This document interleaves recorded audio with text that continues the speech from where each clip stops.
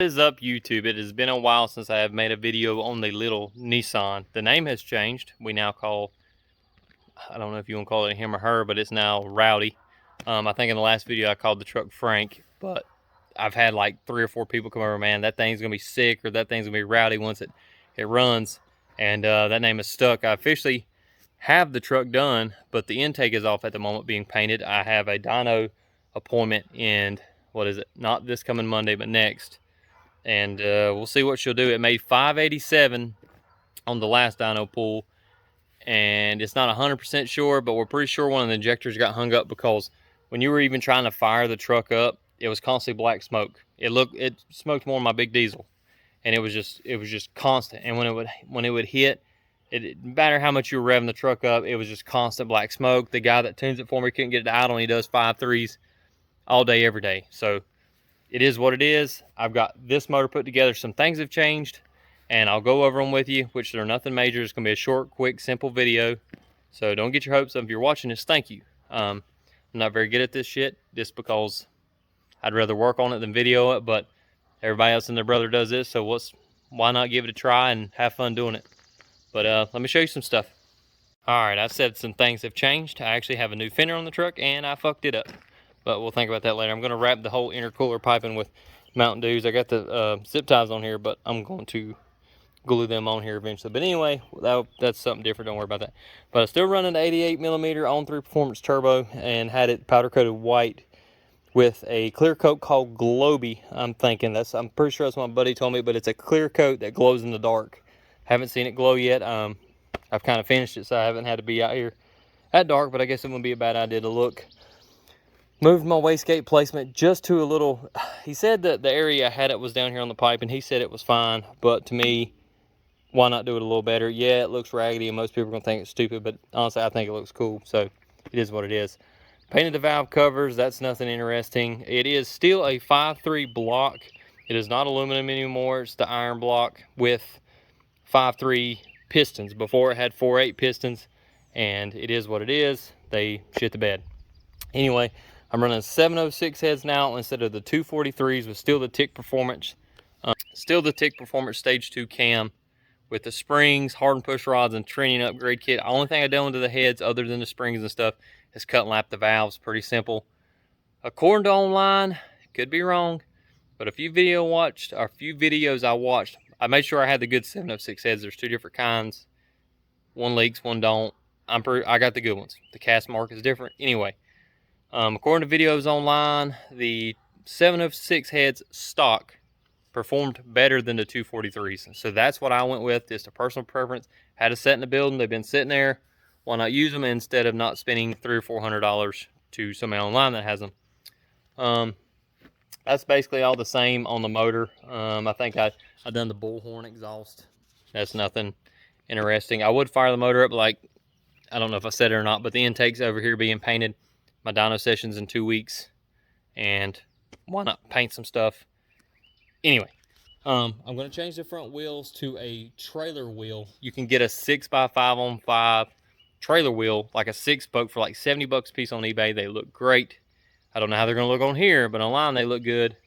So that's what we're going to go with on the front. Those are 14s. If you know anything about Nissan hardware, they're 14s. These are anyway.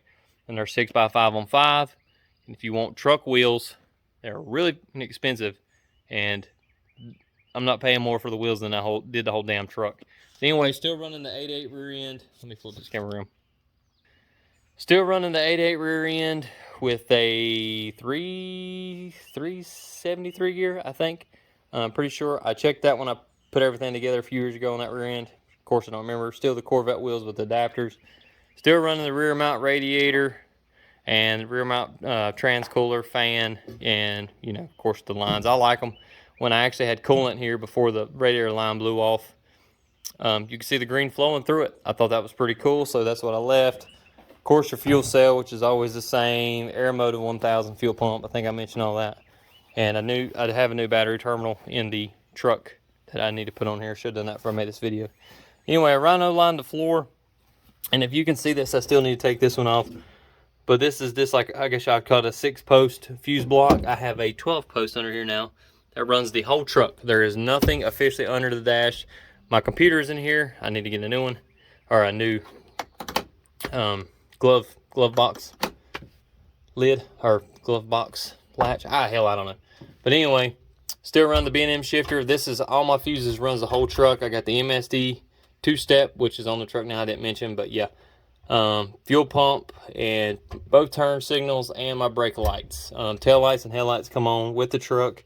Like I said, I need to delete this. I run a line the floor, which is, to me, is very nice. Computer's in here. I run my most important gauge, which is your oil pressure. And if you have one of these, I think this is made by, what's it say, V-Peak. You buy this off Amazon, plugs into your OBD2, and if you have an Android phone, all your gauges can be displayed on your phone, which you can do a tablet. That's cool. I just do it on my phone, lay my phone up in the dash and roll with it. Let's see, I don't think I had the AFR gauge before, which I got that now. You know, like I said, I'm not good at this YouTube thing, so I'm trying here. But the truck does run, but I changed to a 3-bar map sensor, or I had a 3-bar off Amazon, which was cheap and wasn't very efficient in some ways. I'm guessing that's what the tuner said. I changed to a ZL1 3-bar map, and now when you crank it up, it runs, but it doesn't run as clean as it did before. But that's because probably I got a good map sensor, and it's just gonna have to be tuned. Just sum it up like that. But for the most part, that is an overall kind of update on the truck. Like I said, I get it down over the 14th. I made 587 before it blew up. I got new injectors. I sold the snake eaters and bought the VS SEMA Deca 80-pound injectors, which was like $325, which is really not that bad. Should have done that in the first place instead of, I literally bought 2 different sets of injectors, and one was a low impedance and the other one was, I don't want to say crap, because they were flow tested before I got them. Just something wasn't right. I'm not going to badmouth any brand or anything like that, which I don't think but like 3 people watch this video, so that's cool. But anyway, that's the update on the truck.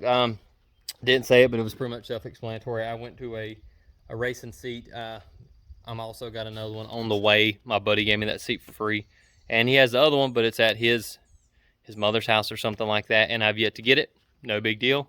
I'll get it when I get it. But yeah, that's the update on the truck. I'll show you the intake over here, just because I have nothing else to do, and I'll show you it actually come out really good. And something about when I bought Ace Hardware paint one time, and I could not get that shit off. So when I bought this paint, I bought the same exact paint, and to me, it looks good. Look at that shiny thing. And you're gonna think, oh, that's gonna come off in 2 weeks, and if it does, it cost me like $3. So it'll be all right. But I hope you have enjoyed the video. I'm gonna try to do better and have more content, but I've finished the truck, and yeah, I know most people's like, oh, you should have videoed it along the way. That's easy when you got more than one person, or you got friends or family that help you, but I'm on my own, which I enjoy that. I do everything by myself. And I can honestly say, you know, I have had help on the second motor. I'm not going to lie on that. A good friend, Edward, helped me. I blew the motor, or I'll go and tell you a quick story. I put the motor together, set the timing wrong, because when the first motor broke, it broke the pin on the end of the cam that keeps shit in line. So when I put the cam in there in a rush, like a dumbass, I put it in the wrong spot, set the timing wrong, broke a valve. So the same day I messed it up, pulled the motor back apart, switched valves, or yeah, we switched the valve, we pulled the head off, switched valves, and had it back firing up the same day. So quick story, take your time, be patient. You won't have to do it twice. Sometimes you learn the hard way. I did. But I hope you enjoyed the video. Like I said, I'm gonna try to do better, and the next video should say how much horsepower it made, and y'all be the first to hear. All right, it's getting kind of dark, but I have the intake and everything been put back on. Came up pretty nice, really shiny. I don't know if you can see it really good on video, but let's see if we can get this thing fired up. All right, I had to double check no fuel leaks. Fuel pump on. Well, let's see, it probably won't start, but